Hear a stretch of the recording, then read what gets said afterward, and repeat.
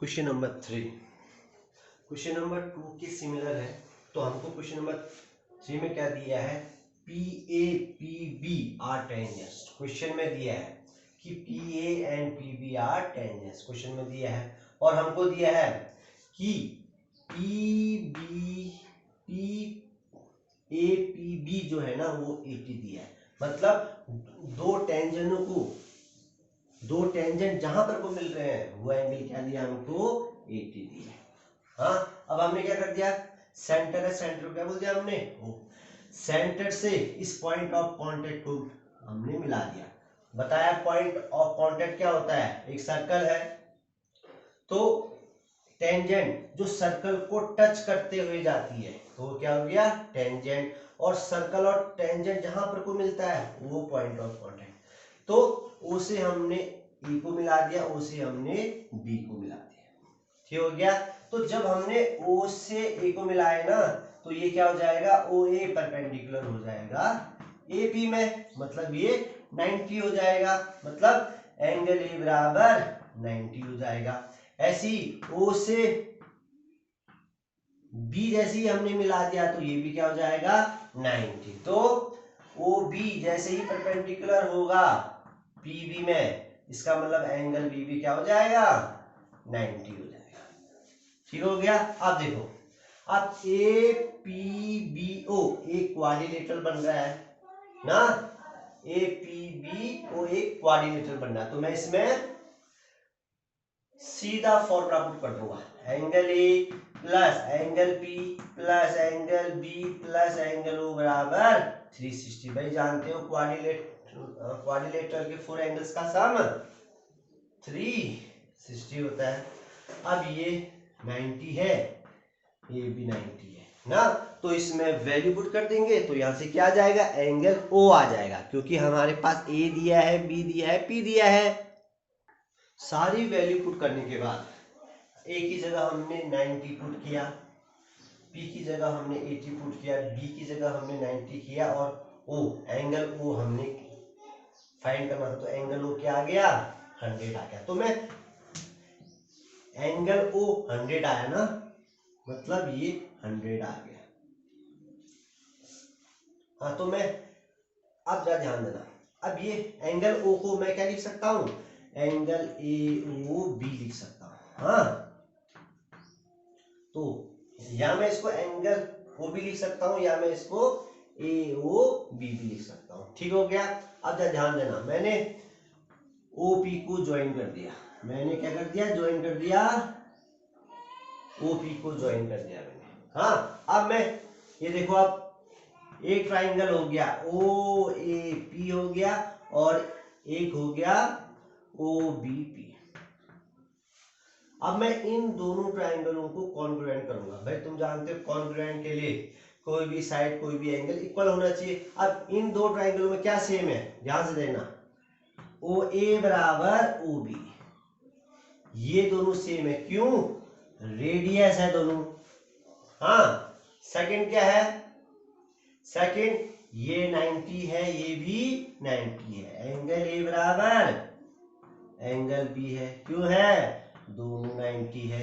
तीसरा क्या है, OP बराबर OP, ये क्यों हुआ, कॉमन है, ये दोनों ट्राइंगलों में क्या आ गया, कॉमन। अगर किसी भी दो ट्राइंगलों में तीन चीज सेम है तो हम क्या बोल सकते हैं, ट्राइंगल OAP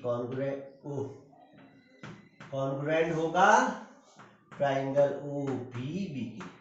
अगर ये दोनों ट्राइंगल कॉन्ग्रुएंट हैं, इसका मतलब ये दो एंगल भी आपस में क्या होंगे, बराबर होंगे। कौन कौन से, AOP बराबर POB, तो ये दोनों बराबर होंगे।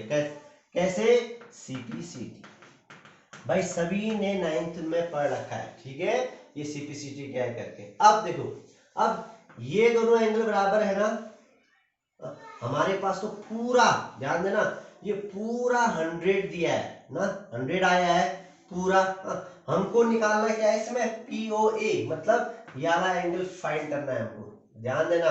तो अगर ये पूरा 100 है और ये दोनों बराबर है तो मैं क्या बोल सकता हूं कि एंगल AOP जो है बराबर है एंगल POB के। ये दोनों बराबर है ना, अभी तो निकाला था बराबर। तो ये दोनों किसके बराबर है? तो ये दोनों हो जाएंगे AOB के हाफ हो जाएंगे। ये दो एंगल पूरे का क्या हो जाएगा? हाफ। तो AOB क्या आया? AOB 100 आया अपॉन 2 मतलब 50 आ गया। तो ये क्या होगा? 50। तो ये भी 50 हो जाएगा। ठीक हो गया। तो ये बहुत बढ़िया क्वेश्चन है। क्वेश्चन नंबर 4 में हमको दिया है कि सिंपल सा है, ध्यान देना, छोटा क्वेश्चन है। एक डायमीटर है ना, एक ये डायमीटर है, ठीक हो गया। तो इस डायमीटर के इस पॉइंट से अगर हम टेंजेंट खींचते हैं, ठीक हो गया, एक टेंजेंट यहां से खींचा और इस डायमीटर के इस सिर से एक टेंजेंट खींचा। तो क्वेश्चन है कि क्या ये दोनों पैरेलल हैं? हाँ, तो हमको पैरेलल इसमें प्रूव करना है। ठीक है, पैरेलल है नहीं तो हमको क्या करना है? प्रूव कि ये डायमीटर है। हाँ, इस डायमीटर के इस पॉइंट से अगर हम टेंजेंट खींचते हैं ये, और इस पॉइंट से ऐसे टेंजेंट खींचते हैं, तो वो बोल रहा है कि ये दोनों पैरेलल है करके प्रूव करना है हमको। ठीक हो गया। सबसे पहले हमने क्या बोल दिया? AB is the diameter, LM PQ are the tangent, LM PQ are the tangent. ठीक हो गया। तो सबसे पहले हमने क्या कहा? AB परपेंडिकुलर होगा LM ना। भाई तुमको बताया है अगर सर्कल में एक टेंजेंट है, ठीक है, टेंजेंट टच करके जा रहा है, अगर हम सेंटर से उसको मिलाएंगे तो वो हमेशा क्या होगा? 90 होगा ना। तो AB परपेंडिकुलर LM। ठीक है, इसका मतलब क्या हो जाएगा कि एंगल ABM क्या हो जाएगा? 90 हो जाएगा। अगर ये परपेंडिकुलर है तो ये क्या हो जाएगा? 90 हो जाएगा। ऐसी BA परपेंडिकुलर हो जाएगा PQ। BA जो है वो परपेंडिकुलर है PQ में। अगर परपेंडिकुलर है तो ये भी क्या हो जाएगा फिर? 90। तो PAB बराबर भी 90 हो जाएगा ना।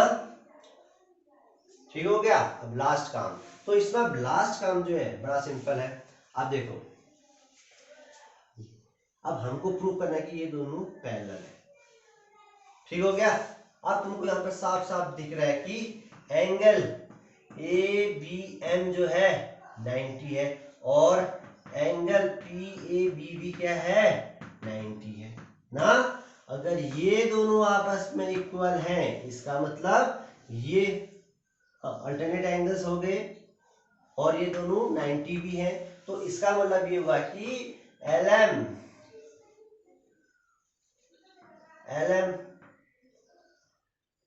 पैरेलल है PQ ना, क्योंकि ये दोनों एंगल्स आपस में क्या है? अल्टरनेट एंगल है, मतलब सेम है ना। ये यहां से आया, ठीक हो गया। तो इसमें ज्यादा उस करने की जरूरत नहीं है, सिंपल सा है।